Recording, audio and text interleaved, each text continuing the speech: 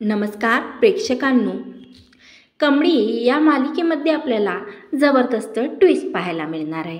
प्रेक्षकांनो, एवढ्या दिवसाची ज्या एपिसोडची आपण वाट पाहत आहोत तो एपिसोड आपल्याला आज पाहायला मिळणार आहे.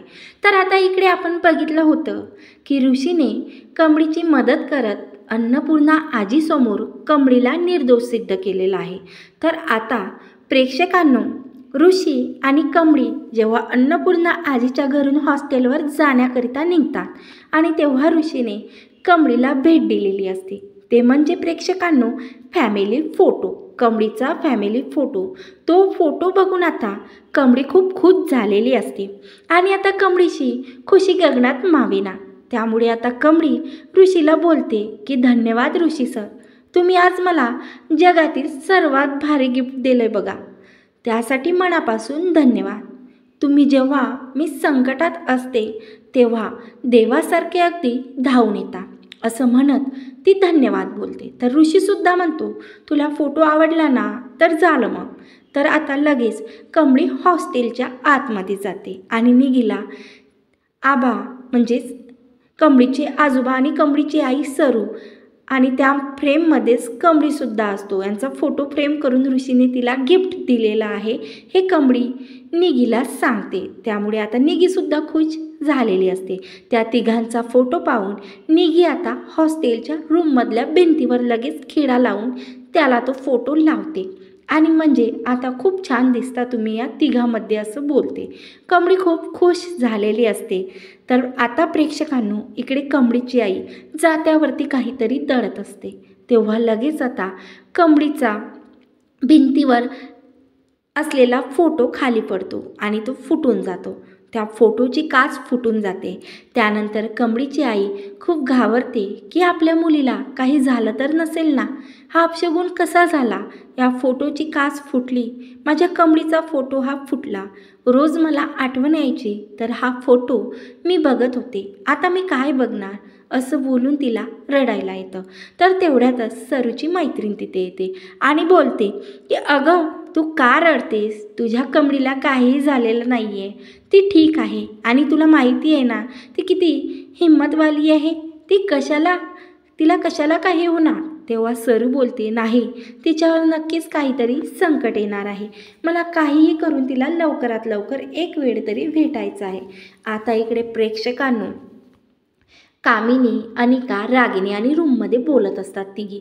तेव्हा त्या एकमेकींशी बोलत असताना की कसं त्यांनी तेलामध्ये ॲसिड टाकून कमळीला या घराबाहेर काढलेलं असतं, अन्नपूर्णाच्या नजरेतून उतरलेलं असतं, तिचा मान कमी केलेला असतो. ह्या तिघी कामिनी, रागिनी आणि अनिका बोलत असताना तेव्हा मात्र रूमच्या बाहेर असते राजन. हे सर्व तो लपून ऐकतो आणि त्याला खूप पश्चाताप होतो की कमळीची काहीही चूक नसताना आईने हिला घराबाहेर काढलं. कामिनी, रागिनी आणि अनिकाने कमळीचा खूप अपमान केलेला आहे असं तो मनाशी बोलतो. आता मला काहीही झालं तरी कमळीला भेटायला पाहिजे आणि तिच्या आईच्या वतीने माफी मागायला पाहिजे असं बोलतो. तर कमळीला भेटण्याकरता राजन हॉस्टेलवरती निघालेला असतो. तर प्रेक्षकांनो, इकडे आता राजन हा हॉस्टेलवरती पोहोचलेला असतो. तर आता राजन हॉस्टेलवरती गेल्यावर कमळीला भेटतो. मला माहिती पडलं आहे की तुझी काहीही चूक नाही आहे, तू बाबांची मनोभावे सेवा करत होती आणि रागिनी, कामिनी आणि अनिकामुळे तुला तू न केलेल्या चुकीची शिक्षा भोगावी लागली आहे. त्यासाठी मी आईच्या वतीने तुला माफी मागण्याकरता इथे आलेलो आहे. आई घरी नव्हती त्यामुळे मी तिलासुद्धा काही सांगितलेलं नाही आहे. मला जसं कळालं की तुझी काहीही चुकी नसताना तुला दोषी ठरवण्यात आलेलं आहे, त्याच कारणाने मी तुझी माफी मागण्यासाठी इथे आलेलो आहे, असं आता राजन कमळीला सांगतो. तर प्रेक्षकांनो, कमळी बोलते नाही काका, तुम्ही आजपर्यंत अन्नपूर्णा आजीने मला खूप मदत केलेली आहे, आता मला तुम्ही माफी मागू नका. मी एवढी मोठी नाही आहे की तुम्ही मला माफी मागणार. तुम्हाला कळालं ना की माझी काहीही चुकी नाही आहे, तेवढंच माझ्यासाठी पुरेसं आहे. आता मात्र प्रेक्षकांनो, राजनची नजर कमळीच्या रूममधल्या लावलेल्या फोटोवर पडते आणि राजन लगेच त्या फोटो बघण्यासाठी त्या फोटोजवळ जातो. तेव्हा मात्र त्याच्या पायाखालची जमीन सरकून जाते आणि तो लगेच कमळीला विचारतो, या फोटोमध्ये ही जी बाई आहे ना, ती कोण आहे? तू या बाईला ओळखतेस का? त्यावर कमळी बोलते, काका मी ओळखतो, ही माझी आई सरू आहे काका. आणि ऋषी सरांनी हा फोटो मला फ्रेम करून दिल्यामुळे मी आता छानसा हा फोटो माझ्या हॉस्टेलच्या रूमच्या भिंतीवर लावला. छान आहे ना? आणि तुम्हालासुद्धा माझ्या आईला भेटायचं होतं. आज योगायोग झाला आणि तुम्ही माझ्या आईला भेटला. निगी बोलते, छान आहे ना काका फोटो, मीच लावून दिला कमळीला. तर आता राजन बोलतो, हे तुझी आई सरू आहे?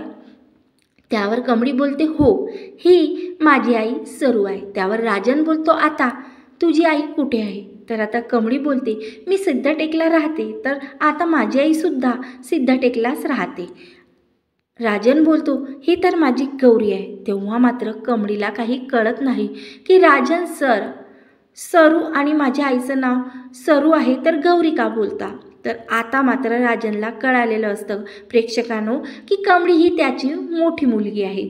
राजन काही न बोलता कमळीला मिठी मारतो, कारण खूप दिवसाच्या वाट पाहिल्यानंतर आता कमळी त्याला मिळालेली आहे. आता मात्र निगीलासुद्धा कळत नाही की राजन सर कमळीला का मिठी मारता आणि सरू काकीबद्दल का विचारता. तर तेव्हा मात्र आता राजन घडलेला सर्व भूतकाळ जुना प्रकार कमळीला सांगतो आणि कमळीच्या हातावर जन्मखून आहे का हे सुद्धा पाहते. तर प्रेक्षकांनो, आता कमळीच्या हातावर राजनला जन्मखून सुद्धा दिसलेली आहे. आता त्याला 100% माहिती झालेलं आहे की कमळी हीच माझी मुलगी आहे. कमळीच्या सुद्धा लक्षात आलेलं असतं की जे राजन सराची गौरी असते म्हणजे अन्नपूर्णा आजीची सून गौरी हीच तिची आई सरू आहे आणि ही माझी आई आहे आणि मला आईने कधीही माझ्या वडिलाबद्दल सांगितलेलं नाही आहे असा विचार आता कमळी करते, कारण की हे माझे वडील राजन सर आहे. आता हे सर्व राजन सरांनी कमळीच्या लक्षात आणून दिलेलं असतं. तर राजन सर आता कमळीला बोलता, तू आताच निघी कमळी माझ्यासोबत चल सिद्धटेकला आणि माझी आणि सरूची भेट घडवून आण असं आता कमळीला रिक्वेस्ट करता. तर प्रेक्षकांनो, कमळीसुद्धा आता राजन सराच्या गाडीमध्ये बसते आणि तिच्या घरी जाण्याकरता निघते.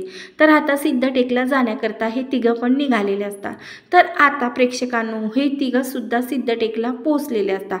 पोचल्यावर सरू राजनला, कमळीला आणि निगीला एकत्र बघता क्षणी खूप घाबरलेली असते. तिला काही कळतच नाही की मी समोर काय बघते. तर आता सरूला कळलं असतं की कमळीसमोर आपला भूतकाळ आलेला आहे, जो मी एवढ्या दिवसाच्या कमळीपासून लपवलेला आहे ते सत्य आता कमळीला कळालेलं आहे. सरूला हे कळालेलं असतं. तर आता राजनला जशी समोरासमोर गौरी दिसते तर आता लगेच राजन गौरीकडे धावतच जातो आणि तिचा हात हातात घेऊन बोलतो की गौरी गौरी गौरी, तू एवढ्या दिवसांपासून माझ्यापासून का लपलेली होतीस ग, असं रडतच आता राजन गौरीला बोलते. तुला माहिती होतं मी कुठे कुठे शोधलं तरीसुद्धा तू मला भेटण्याकरता का नाही आली. तेव्हा सरू बोलते, गौरी काहीही बोलत नाही. म्हणजे सरू काहीच बोलत नाही प्रेक्षकांनो, फक्त राजनकडे आणि कमळीकडे एकटक लावून बघत असते. तिला कळतच नाही की आता पुढचं पाऊल आपण काय उचलावं, काय बोलावं.